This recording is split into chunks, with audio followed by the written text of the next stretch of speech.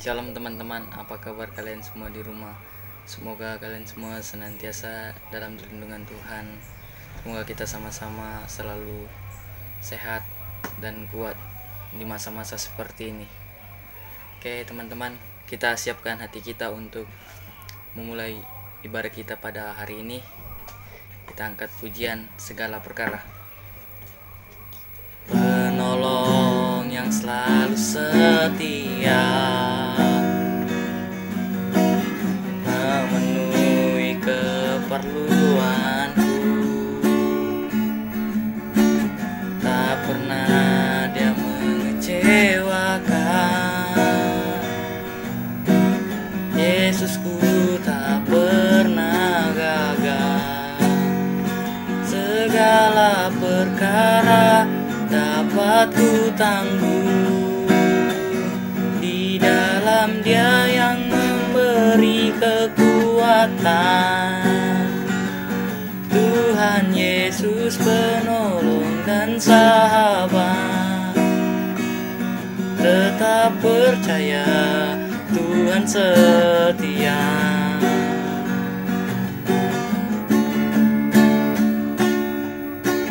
Penolong yang selalu setia, memenuhi keperluanku. Tak pernah dia mengecewakan. Yesusku tak pernah gagal. Segala perkara dapat ku tanggung di dalam Dia yang memberi kekuatan. Tuhan Yesus penolong dan sahabat. Tetap percaya Tuhan setia. Segala perkara dapat ku tanggung di dalam Dia yang memberi kekuatan. Tuhan Yesus penolong dan sahabat. Tetap percaya Tuhan setia. Tetap percaya Tuhan setia. Tetap percaya Tuhan setia.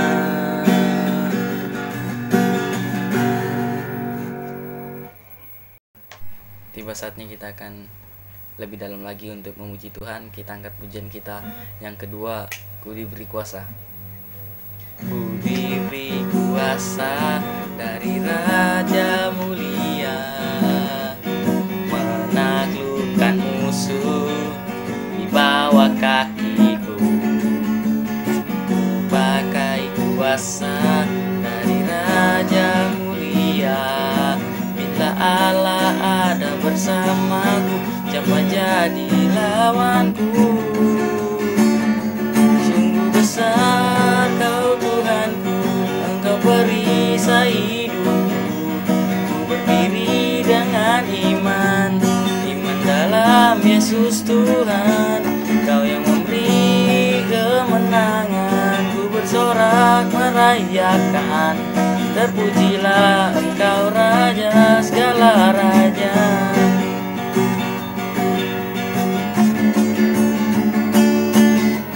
Ku diberi kuasa dari Raja mulia, menaklukkan musuh bawah kakiku.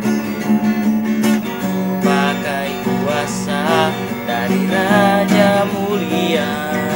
Bila Allah ada bersamaku, siapa jadi lawanku? Sungguh besar Kau Tuhanku, Engkau perisai hidupku. Ku berdiri dengan iman dalam Yesus Tuhan. Kau yang memberi kemenangan. Ku bersorak merayakan, terpujilah Engkau Raja segala raja. Sungguh besar perisai hidupku. Ku berdiri dengan iman, iman dalam Yesus Tuhan. Kau yang memberi kemenangan, ku bersorak merayakan. Terpujilah Engkau Raja segala raja. Terpujilah Engkau Raja segala raja. Terpujilah Engkau Raja segala raja.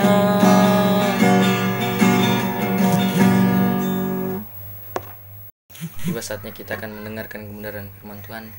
Kita akan siapkan hati kita lagi untuk mendengarkan kebenaran firman Tuhan. Kita angkat pujian, kami perlu Kau Tuhan.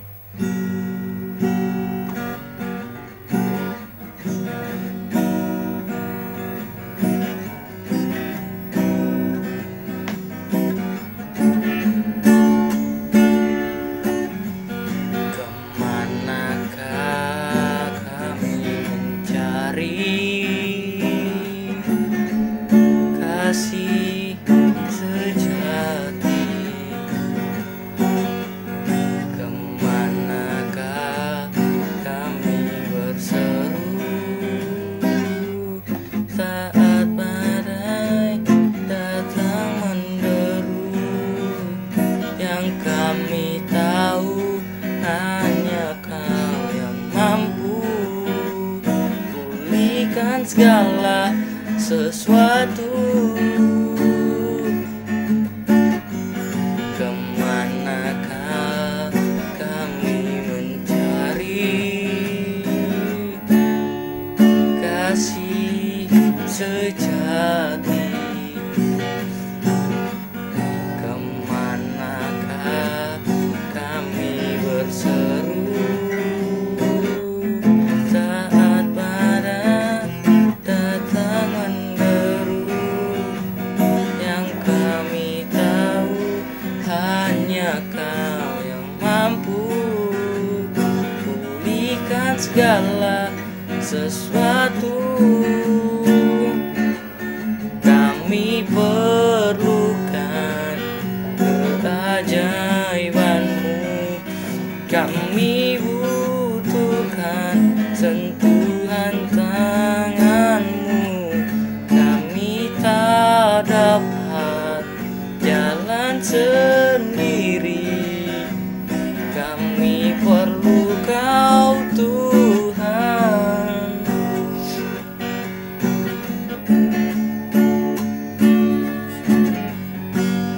Kemanakah kami mencari kasih sejati? Kemanakah kami berseru saat badai datang menderu? Yang kami tahu hanya Kau yang mampu pulihkan segala sesuatu. Kemanakah kami mencari kasih sejati? Kemanakah kami berseru saat badai datang menderu? Yang kami tahu hanya Kau yang mampu pulihkan segala sesuatu. Kami perlukan keajaiban-Mu, kami butuhkan sentuhan tangan-Mu. Kami tak dapat jalan sendiri, kami perlu Kau Tuhan. Kami perlukan keajaiban-Mu, kami butuhkan sentuhan tangan.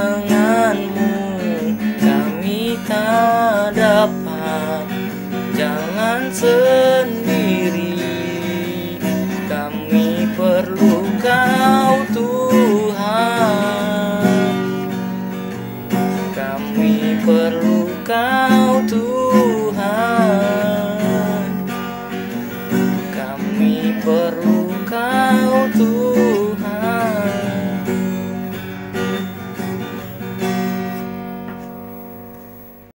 Mari kita satu dalam doa. Terima kasih Tuhan, terima kasih Yesus, Engkau telah menyertai ibadah kami dari awal pertengahan sampai saat ini Tuhan. Tuhan, tiba saatnya kami akan mendengarkan kebenaran firman-Mu Tuhan. Kau memberkati kami Tuhan, semoga kami bisa mengerti kebenaran firman-Mu yang akan disampaikan oleh hamba-Mu Tuhan. Engkau memberkati hamba-Mu Tuhan saat berfirman nanti Tuhan, di dalam nama Tuhan Yesus kami siap mendengarkan firman-Mu. Haleluya, amin. Shalom, selamat sore anak-anak yang dikasihi oleh Tuhan. Sore ini kita akan belajar bersama kebenaran firman Tuhan. Saya memberikan tema karunia pemberian Tuhan. Firman Tuhan terambil di dalam 1 Korintus pasal yang ke-12 ayat 4 sampai ayat yang ke-22. 1 Korintus pasal yang ke-12 ayat 4 sampai ayat yang ke-22. Kita akan membaca ayat ini bersama-sama, tetapi kita akan membaca hanya sampai di ayat yang ke-11. Jadi ayat 4 sampai ayat 11. Kita akan baca ayat ini bersama-sama. 2, 3. Ada rupa-rupa karunia, tetapi satu roh. Dan ada rupa-rupa pelayanan, tetapi satu Tuhan. Dan ada berbagai-bagai perbuatan ajaib, tetapi Allah adalah satu yang mengerjakan semuanya dalam semua orang. Tetapi kepada tiap-tiap orang dikaruniakan penyataan roh untuk kepentingan bersama. Sebab kepada yang seorang roh memberikan karunia untuk berkata-kata dengan hikmat, dan kepada yang lain roh yang sama memberikan karunia berkata-kata dengan pengetahuan. Kepada yang seorang roh yang sama memberikan iman, dan kepada yang lain ia memberikan karunia untuk menyembuhkan. Kepada yang seorang roh memberikan kuasa untuk mengadakan mujizat, dan kepada yang lain ia memberikan karunia untuk bernubuat. Dan kepada yang lain lagi, ia memberikan karunia untuk membedakan bermacam-macam roh. Kepada yang seorang, ia memberikan karunia untuk berkata-kata dengan bahasa roh. Dan kepada yang lain, ia memberikan karunia untuk menafsirkan bahasa roh itu. Tetapi semuanya ini dikerjakan oleh roh yang satu dan yang sama, yang memberikan karunia kepada tiap-tiap orang secara khusus, seperti yang dikehendakinya. Ayat 4 sampai ayat yang ke-6 itu bicara bahwa ada rupa-rupa karunia, kemudian ada rupa-rupa pelayanan, berbagai perbuatan ajaib. Dan ini diberikan oleh Allah yang hidup, oleh Allah yang kita sembah melalui Roh Kudus di dalam kehidupan kita. Dan itu diberikan kepada semua orang yang percaya kepada Tuhan. Nah, anak-anak yang dikasihi oleh Tuhan, waktu diberikan karunia itu diberikan kepada kita, itu diberikan untuk kepentingan bersama. Seperti ayat yang ke-7 bilang, itu untuk kepentingan bersama. Bukan berarti bahwa waktu kita memiliki rupa-rupa karunia, perbuatan ajaib, rupa-rupa pelayanan, tetapi itu membuat kita menjadi sombong, kita memegahkan diri. Tidak. Tetapi justru waktu kita diperlengkapi oleh Allah, diberikan Roh Kudus, ada banyak karunia di dalam kehidupan kita, maka itu dipergunakan untuk kepentingan kita bersama. Di ayat 8 dan ayat 10 itu menyampaikan ada banyak rupa-rupa, jenis-jenis karunia yang Tuhan berikan di dalam kehidupan setiap orang yang percaya. Yang pertama, berkata-kata dengan hikmat. Nah, jadi artinya waktu kita berkata-kata tidak bicara seenaknya saja, sembrono, tetapi itu penuh dengan hikmat. Sekarang ada banyak motivator, mereka berkata-kata dengan hikmat. Tetapi kalau itu diberikan oleh Roh Kudus, maka kata-kata dengan hikmat itu akan membawa dampak, membawa pengaruh bagi setiap orang yang mendengarkan dan memperoleh kekuatan di dalamnya. Kemudian ada karunia berkata-kata dengan pengetahuan. Nah, waktu kita berkata-kata dengan pengetahuan, itu hikmat dari Tuhan, roh yang dari Tuhan memberikan pengetahuan yang luar biasa. Kita menjadi orang yang cerdas, menjadi orang yang jenius. Itu pengetahuan yang Tuhan berikan, dan itu sebuah karunia yang Allah anugerahkan bagi hidup kita. Dan itu diberikan oleh Roh Kudus di dalam hidup kita.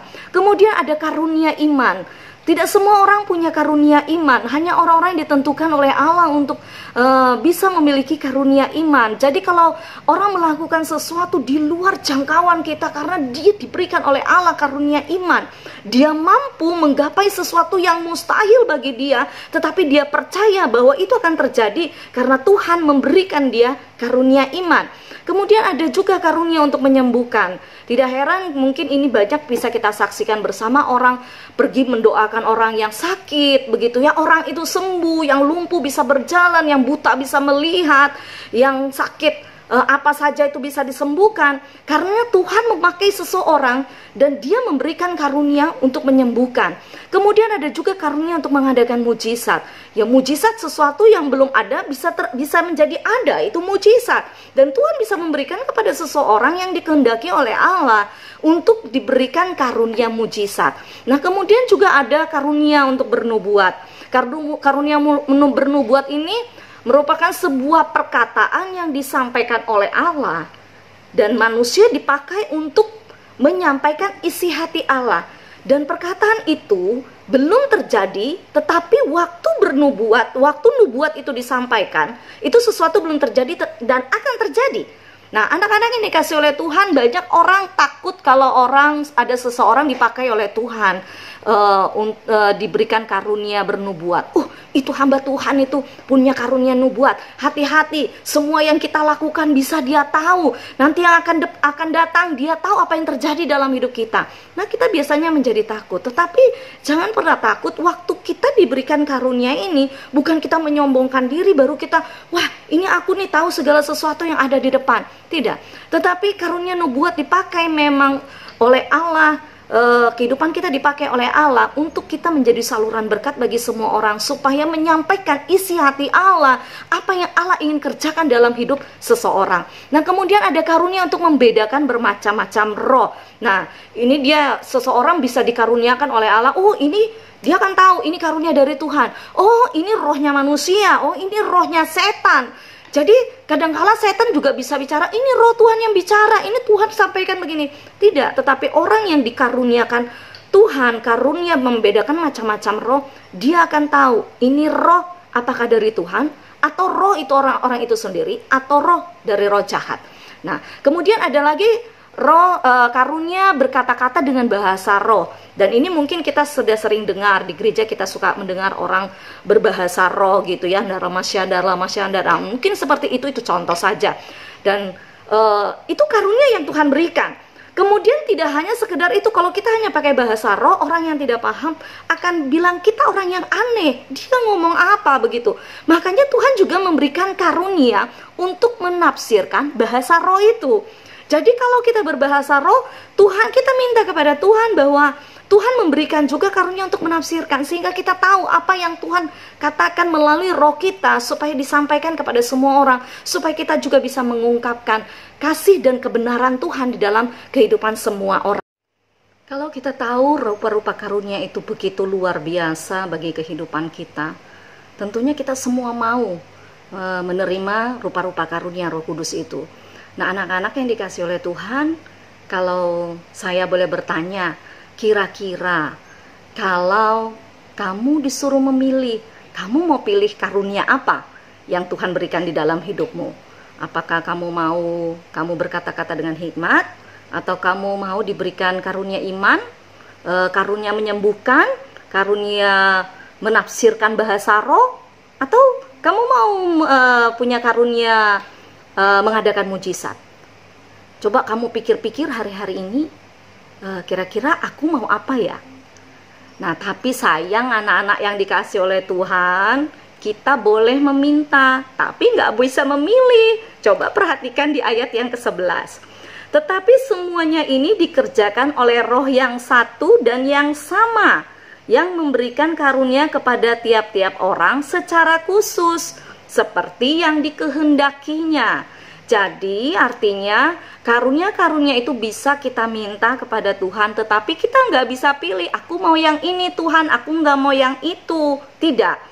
Tetapi karunia itu diberikan kepada orang-orang yang khusus, artinya yang sungguh-sungguh. Yang khusus sih bukan berarti orang yang harus sekolah teologi, seorang yang harus menjadi pendeta dulu, enggak. Tetapi ini diberikan bagi semua orang yang percaya, yang sungguh-sungguh, yang berdoa, meminta kepada Tuhan, yang hidup di dalam kebenaran, yang melakukan firman Tuhan di dalam hidupnya, yang memberikan dirinya dipimpin oleh Roh Kudus. Maka waktu dia meminta, maka Tuhan akan memberikan sesuai dengan kehendak Tuhan, bukan karena keinginan kita. Nah, anak-anak yang dikasih oleh Tuhan, bukan menjadi sebuah kebanggaan, menjadi sebuah kesombongan kalau kita bisa diberikan Tuhan salah satu saja karunia dari Roh Kudus ini. Tetapi karunia Roh Kudus itu diberikan seperti ayat 7 bilang untuk apa? Untuk kepentingan bersama, untuk supaya gereja Tuhan, supaya jemaat Tuhan bisa bertumbuh, bisa memperbaiki apa yang salah, supaya hidup kita menjadi semakin lebih baik. Nah, jadi anak-anak yang dikasih oleh Tuhan, bahwa tidak ada karunia yang lebih hebat atau lebih gak penting gitu. Seperti misalnya kita merasa, keren nih kalau karunia menyembuhkan, bisa terkenal, kita bisa dipanggil di mana-mana, kita bisa naik pesawat, kita bisa tinggal di hotel nantinya. Waktu kita mendoakan orang menjadi sembuh dan semua orang menyaksikan yang lumpuh bisa berjalan. Sedangkan orang yang hanya punya iman yang tidak terlihat, apakah itu tidak penting? Tidak. Karena semua karunia itu dikerjakan oleh Roh Kudus, itu diberikan oleh Roh Kudus, Roh yang sama. Artinya tidak ada yang lebih penting dan tidak ada yang tidak penting. Semuanya sama, semua dikerjakan oleh satu Roh.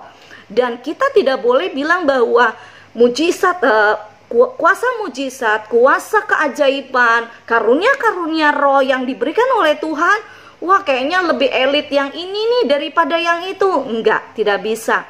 Kita tidak boleh memperlakukan Roh Kudus seperti itu. Karena Roh Kudus tahu apa yang menjadi yang layak diberikan kepada kita, karena sesuai dengan kehendaknya. Nah, anak-anak yang dikasih oleh Tuhan, jangan membuat juga pekerjaan Roh Kudus lewat rupa-rupa karunia membuat kita menjadi ribut, terjadi perpecahan. Kalau terjadi perpecahan itu bukan perbuatan Roh Kudus, karena Roh Kudus itu tertib, Roh Kudus itu teratur, rapi. Jadi kalau dia ribut, membuat perpecahan, jadi ada iri hati, masa sih Tuhan kasih dia karunia kesembuhan, lah aku ini cuma bernubuat saja. Jangan, nggak ada yang seperti itu. Jadi artinya mari kita belajar bersama bahwa semua karunia yang Tuhan berikan itu luar biasa di hadapan Tuhan dan itu sesuai dengan kehendak Tuhan. Lalu di ayat yang ke-12 sampai ayat yang ke-22 itu bicara tentang banyak anggota tetapi satu tubuh. Seperti kita tahu di dalam tubuh kita ini ya ada mata, ada telinga, ada hidung, ada kaki, tangan dan lain sebagainya. Dan semuanya punya fungsi masing-masing. Semua berbeda. Tetapi yang perlu kita pelajari bersama bahwa tidak mungkin tangan dia bilang aku bukan bagian daripada tubuh, atau kaki dia bilang begitu, atau mata dia bilang aku bukan bagian daripada tubuh. Itu tidak mungkin. Nah, atau mata bilang aku gak butuh engkau tangan, kaki kepala aku gak butuh kaki. Nah, tetapi semua di dalam tubuh itu saling membutuhkan. Begitu juga dengan tubuh Kristus. Nah, tubuh Kristus itu diperlengkapi dengan karunia-karunia dari Roh Kudus. Nah, karunia-karunia itu berbeda-beda. Itulah untuk memperlengkapi satu dengan yang lain. Nah, anak-anak yang dikasihi oleh Tuhan, kalau Tuhan menjadikan kita, memberikan kita karunia, kita bersyukur kepada Tuhan. Nah, hari-hari ini kita sedang memperingati hari Pentakosta. Setiap malam Bapak Gembala mengajak kita untuk kita berdoa agar Roh Kudus bekerja di dalam hidup kita supaya kita kepenuhan dengan kuasa Roh Kudus. Kita minta dengan sungguh-sungguh. Percayalah waktu kita minta dengan sungguh-sungguh, maka Tuhan akan memberikan kita karunia-karunia sesuai dengan kehendak Tuhan. Kalau Tuhan mau lebih dari satu diberikan, kenapa tidak? Sesuai dengan kedekatan kita dengan Tuhan, sesuai dengan kesungguhan kita kepada Tuhan. Nah, anak-anak, mari kita belajar. Jangan sampai waktumu terbuang dengan percuma hanya kau bermain game saja setiap hari di rumah.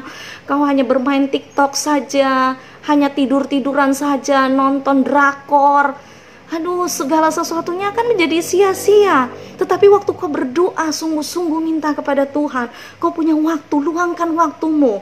Selagi kita memperingati hari Pentakosta ini, minta Tuhan, aku mau karunia Roh Kudus-Mu, aku mau Tuhan perlengkapi aku menjadi alat Tuhan, menjadi saluran berkat-Nya Tuhan.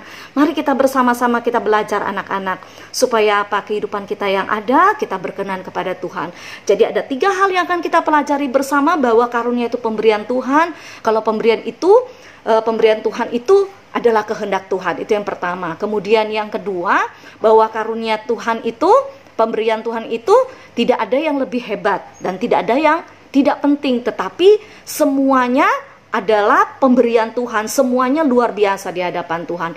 Dan yang ketiga, karunia pemberian Tuhan itu harusnya saling melengkapi sebagai tubuh Kristus. Mari kita belajar bersama sebagai tubuh Kristus saling memperlengkapi, dan karunia Roh Kudus yang diberikan dalam hidup kita, kita pakai itu untuk kemuliaan bagi nama Tuhan.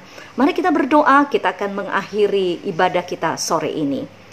Kami mengucap syukur kepadamu Tuhan, sore ini kami boleh menyelesaikan ibadah kami. Kami sudah memuji, menyembah Tuhan. Kami sudah mendengarkan kebenaran firman Allah. Kami rindu lewat kehidupan kami yang masih remaja ini, Tuhan pakai hidup kami. Berikan kami, anugerahkan kami karunia-karunia Roh Kudus di dalam hidup kami. Berikan kami hati yang sungguh-sungguh mengasihi Tuhan, sehingga hidup kami yang ada, kami boleh menjadi saluran berkat Tuhan. Tuhan dipermuliakan dalam kehidupan kami semua. Berkati hidup kami secara pribadi, berkati orang tua kami. Kami tidak ingin Tuhan, kami menjadi orang-orang muda yang membuang-buang waktu kami dengan percuma. Tetapi kami boleh menjadi orang muda, menjadi seorang remaja yang militan di dalam Tuhan, yang kuat di dalam Tuhan, yang dipakai oleh Tuhan dengan luar biasa. Terima kasih Bapa di surga, kami bersyukur dan kami akan akhiri ibadah kami sore ini. Di dalam nama Tuhan Yesus kami berdoa. Semua yang percaya katakan amin. Oke, selamat sore anak-anak, Tuhan Yesus memberkati. Shalom.